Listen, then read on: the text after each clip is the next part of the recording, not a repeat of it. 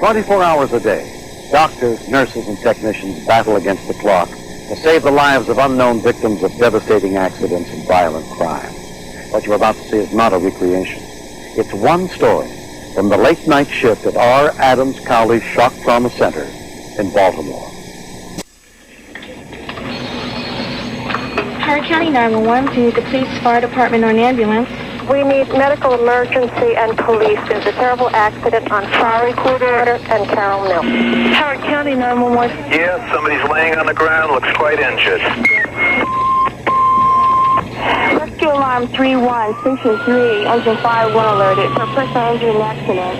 A small car had gone out of control and crashed into a telephone pole. Myself as the third police car on the scene. My first impression of looking at the car was, it's hard to believe that anyone come out of that car alive. You could practically stick your head through the driver's door by the telephone pole and stick it out the passenger side. It was so close. The seats was practically on top of each other. It's probably going to be one of the worst that I've seen anyone live out of. En route, the paramedics called the trauma center. We're en route to shock trauma, priority 1, ETA, that's 20-25 minutes. Dr. Brad Cushing is the trauma surgeon on call. This is Dr. Cushing on trauma line. They don't call you for the easy ones. General, yes, this time we have Dr. Cushing on trauma line. Go ahead with the consult, sir. Yes, sir, this is Howard County Medic 35. We're on the scene with a 17-year-old white male. Patient was severely belted. It's difficult. I'm not there at the scene. Can't see what it is that they're telling me. And I'm the one who has to make the decision. No mask pants at this time. We'll take the patient here at shock trauma. The victim is the 17-year-old driver. Though critically injured, Chad Ritchie had crawled out of the crushed car before the paramedics could reach him. What month is it? July. Are you breathing okay? You're starting to start. Huh? July? Yeah, you. A little fast. Okay, slow it down. Do you have any pain in your chest? Squeeze my hand. Yeah. 1, 2, 3. Okay, let me have your arm here, buddy. 18 minutes went fast. How you doing, sweetie? Okay? You're in the hospital now, hon. You're at the trauma center. Yeah, I know. You're going to be okay. Relax. Slow, easy, deep breaths, baby. You're going to be fine. Can you tell me a little bit about what happened? Who's darn stop signs, huh, hon? Okay, so you had a couple drinks tonight? Yes. When did you eat dinner last? We didn't eat. You didn't eat, okay? Did you eat lunch? Mm-hmm. Did you get enough air? Call her and let them know what you're I'm scared. Okay. Buddy, What, you want to stick them? give me a phone number somebody I should call for you. 596 596. 416. Is that your parents? What's your last name? And hold your head. Hold your head real still. As I've just stated, x-rays would determine the extent of his injuries. Right now, he's being screened and evaluated. Right now, all is as well as expected. We're going to be continuing to do tests. We're getting some blood work right now, okay? And then we're going to do some x-rays, okay? Keep that on your tongue, bud. X-ray. Okay, taking a deep breath for me. Blow it out. Taking a deep breath and hold it. Chad clearly was hit from the left side here. Has the fractures that you see here, down and through here, all on the posterior backside. So he's going to have a real good lung injury, and he's at real high risk of having splenic injury or anything like that. Anybody folks of Chad? Yes. Hi. Richard and Elaine Ritchie had been asleep when they got the midnight call about their youngest son's accident.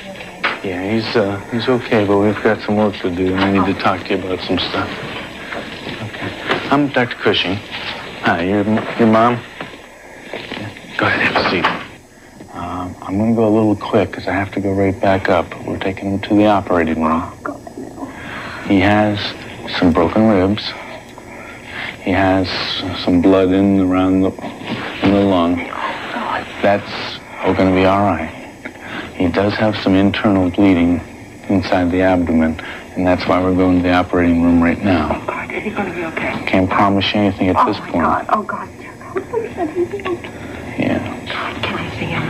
You won't. It's too late. He's already in the operating room.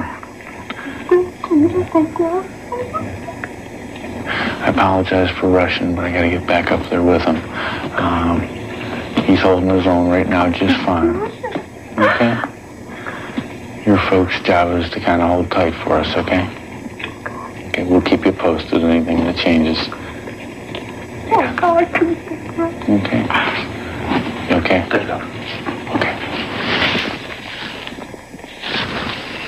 I'll quit this job if it becomes pure routine and doesn't affect me. And when we're far from that. In the operating room upstairs, Chad has been prepped for the surgery which will determine the extent of his internal injuries and try to stop the bleeding. We do save more than 90% of the patients that we are involved with. The majority that you can go home feeling good about. Chad's surgery will last until the early hours of the morning. It's an isolated injury, but I think it's a pretty bad sprain. I think we ought to take it out. I agree. That looks like that goes right down the hilum. Yeah, there's no other major source of bleeding, but look carefully once we get this out of the way. Diaphragm was okay. Yeah. Yeah, I agree with that. I would take that one out. Okay. I think it's going to get to be too much. You got some 3-0 silk towels? Chad had a massively injured spleen with cracks through it that went right down into the base of the spleen called the hilum. Safest thing to do at this point for Chad was to actually remove that spleen. I think Chad's doing really very well right now. So I'd be glad to be able to go down and talk to his family a little bit more about that and make him feel better about the fact that at least long term he's probably going to be okay. Okay, come on over. Right here. Come over here and talk to him. Chad. Honey, Mom. Chad, can you hear me? Honey, just hear me. God, don't say anything. Just get well. Can you hear me? Chad, I love you, darling, and I want to take care of you. Okay? You're going to be okay, honey. They're taking real good care of you. Okay? You hear me, darling? Just get well quick.